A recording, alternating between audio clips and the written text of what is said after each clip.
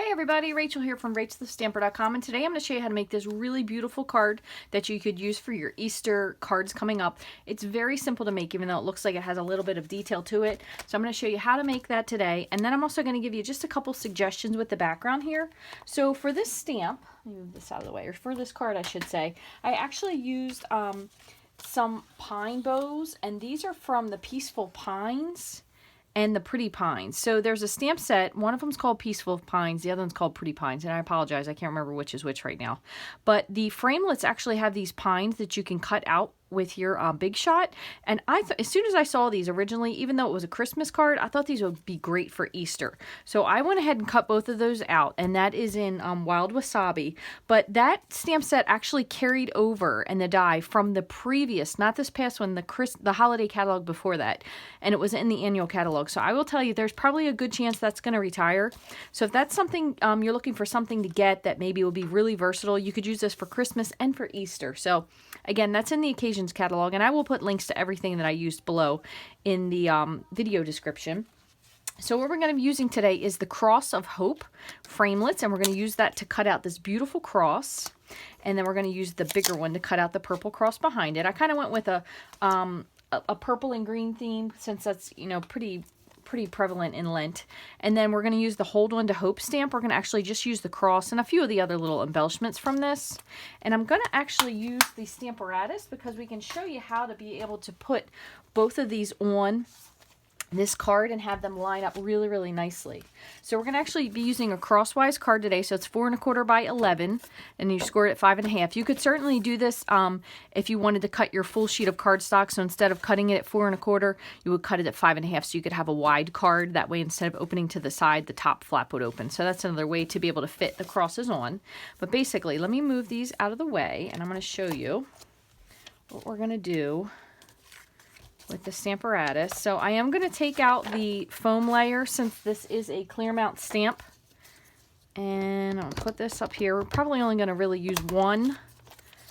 Bring my magnets out because we're going to just basically be moving it over. So kind of what we're going to do is we're going to decide where we would want this to be on our cross. And I'm going to put it down a little bit lower than when I did my original card. It was a little higher. I wanted to have this middle cross just a tad bit higher, but I'm going to bring these two down just a smidge. So if we imagine if this cross is going to be up here, so I'm just going to use my finger as a guide. I'm going to bring this one down here. Okay, so what I'm going to do is I'm going to start with the one on this side. That way I can move it over. So I'm going to bring it down just a little bit. Okay, so what I'm going to do is I'm going to put my magnet in place, and I'm going to close this to pick up the stamp. And I'm going to put one more magnet over here just to make sure that that paper doesn't move. And I'm going to ink this in soft suede. And this stamp, just so you know, it doesn't fully cover. So it does have a little bit of a worn cross look to it. So if you don't like that, you can certainly go back in and fill it in with your soft suede marker, but it is supposed to be a little bit rugged looking of a cross. So if you don't like that look, you could certainly move it or fill it in with a marker. I'm going to go ahead and move over my magnet for now. And then what I'm going to do is I'm just going to kind of eyeball where I think I want it. I think that should be pretty good right there, because that's going to be just a little bit, it's just a hair off. So I'm going to move this over just a smidge. It'll still line up perfectly well vertically, but I just wanted to have just a little bit of edge room, kind of the way this one does. And again, I didn't do this before with the Stamparatus, so that's kind of why my planning is a little bit off, but you could definitely get this so it lined up absolutely well. So there we have the cross. And what I'm going to do now is, if you wanted to, you could keep that there so you could do something else with it. Now what I'm going to do is I'm going to add in just this little flourish down here at the bottom. So it's kind of like a leafy flourish, if you will. So what I'm going to do is I'm going to put this magnet over here, and then let's see, so I can put this one here, and I'm just going to pick this up, and I'm going to do this in Garden Green. The first time I did it in Old Olive, and it was kind of a little drab for me, for my liking. So what I'm going to do is I'm going to do this in Garden Green. Okay, just like that. And I'm going to pick this up.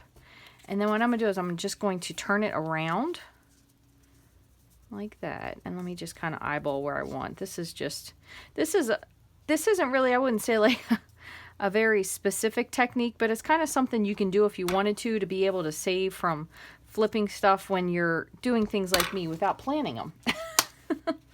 So I'm going to just ink this up and just close it.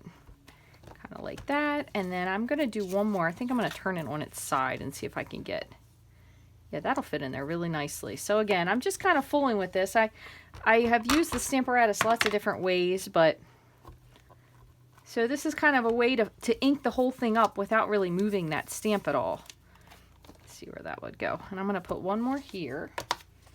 Same thing again, just kind of inking it up and turning it around. And let's see where this one would fall. That's pretty good right there, actually. So was able to kind of move this around. I didn't ink that last one because I want it to be just a little bit lighter.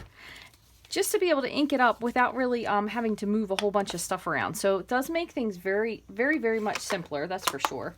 And then what I'm going to do is I'm going to go ahead and pull this off and turn it around just to keep it out of my way. And I'm going to grab one more little thing.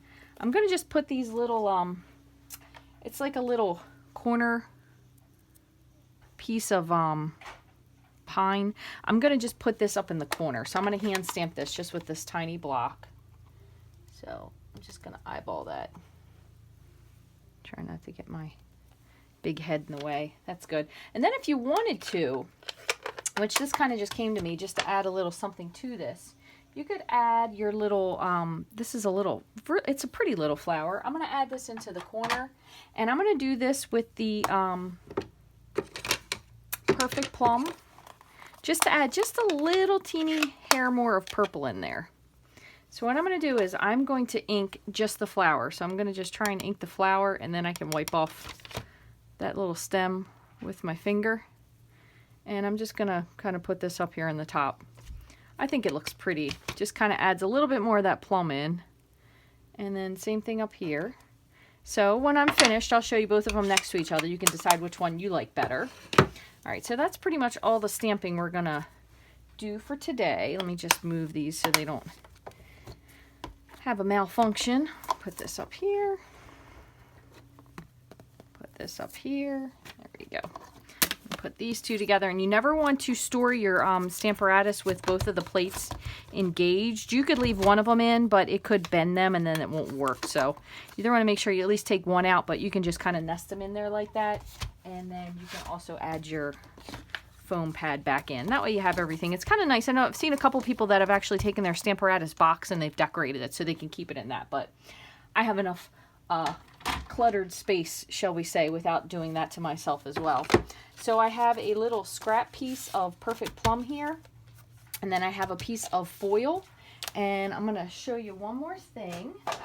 So what we're going to do is we're going to go ahead and cut out our cross, and we're going to cut the cross out with a solid cross using the Perfect Plum. And that's just going to be the solid cross here. And there's lots of different stuff in here. So, you know, there's plenty of things you can switch up to. You could also get this stamp set. Would be a great stamp set to have for sympathy cards, which sadly we all end up needing eventually. So I have my cross. So there's my cross here. So that's going to be just like that. And then the other piece, what we're going to do is we're going to actually layer this very intricate die. Okay, so this is a really detailed die. So what I want to do, and I did not bring this over, actually I apologize, I just put it away a minute ago, is we're going to use the precision base plate, and that just helps for this to release a little bit better. And what we're going to do, you don't want a cutting plate, okay, because this is going to be your cutting plate. You just need one pad to push it through with. What we're going to do is we're going to use a piece of silver foil, but in case you haven't seen, I'm going to show you what you can do is you can actually add the Sizzix paper to this, and then what it'll do is it'll make your paper sticky, so everything will be already ready to stick when you take it off. So you can do this one of two ways. You can either trim it up and stick it to your foil, or if you want to, you can kind of peel this back. This is another way to do it. And try to make too much of a mess here. See see if I can move this so I can show you. So you could peel this back and then you can stick your foil right here on the edge and just kind of press it. And then what you'll do is you'll just take your scissors and you'll just cut just like this. Okay, so this is the rest of your sheet. And then this piece will actually come off because you don't need this one here. So you have your foil on here. Got a little goober on there. Wipe that off. All right, so now you have your Sizzix adhesive onto the back of this paper. So then when you cut it out, it'll be all ready to stick. Now I will tell you, even with using this precision base plate, you want to run this through once. And I want to kind of tell you also, you don't want to put it through straight. You want to kind of put it askew. That way it doesn't put as much pressure on the die. But you may find that you still might have to run it through more than one time. But no more than twice, because then it does make it a little difficult to get it out. So let me see if this one worked. And what I'm going to do is I'm going to just pop this up. So you see it cuts out really cleanly. And here's my, paper piercer. And I'm going to punch this through. Just punch a couple of these through. You could use your die brush if you have one. And this is actually coming out really, really well. So I'm going to just pull this whole thing off, just like that. Pardon me, I had that in my mouth. Let me move this out of the way.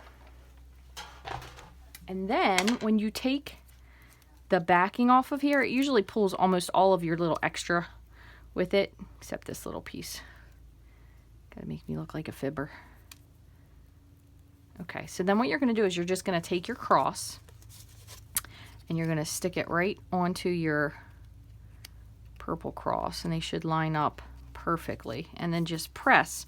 And since this has adhesive on it, it sticks to the cross. So this was the release paper. So it really makes it super, super simple. And then with the rest of your sticky stuff is stuck in here. So you can just poke this through with your die brush or your paper piercer, but you do want to make sure that you get this cleaned out before you use it next time. So I'm not going to clean that out. I don't want you to have to suffer watching me. However, you do want to make sure you clean it before you use it again, because the dirtier these are, if you ever notice that you can't get your stuff to come out, clean out the little extra things, because it doesn't cut quite as well when it's got a lot of extra junk in there. Okay, so now we have our cross. So this is going to go right here, and then I'm going to add in my little two pine bows, but we're going to kind of use them as like Easter palms, if that makes sense. And what I'm going to do is I'm going to put them in just with some mini glue dots, just like this. I'm just going to put one on the back. Okay. Put one here. And then the same thing, I'm just going to put these down onto the paper. It'll be a little easier. One here. One here. Okay. And then I'm going to add a little bit of snail to the back of this cross, so it stays put. I'm going to slide this one in.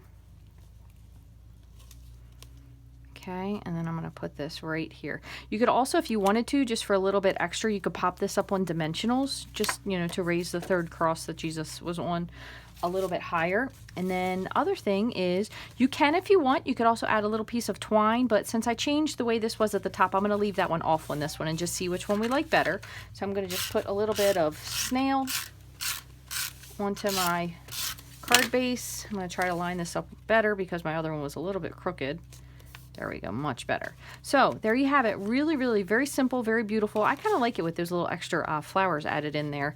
So anyway, thank you guys so much for watching. I appreciate this. This is a super quick card that you can get out for Easter if you don't have your Easter cards made just yet. That way you can still get something out in time. It's a very, very beautiful card as well. And you could, again, use this for communions. There's a really beautiful set that has for First Communion, Confirmation, Baptism. You could use both of these as well, very interchangeably with that as well. It's another gorgeous set. So thank you guys for watching. If you want to get any of these supplies and more in my online store, all you have to do is go to rachthestamper.stampinup.net. It's open 24/7, so you can shop whenever the mood strikes. And I'll be sure to add in the Peaceful Pines and the Pretty Pines stamp set and the die. That way you can see those as well.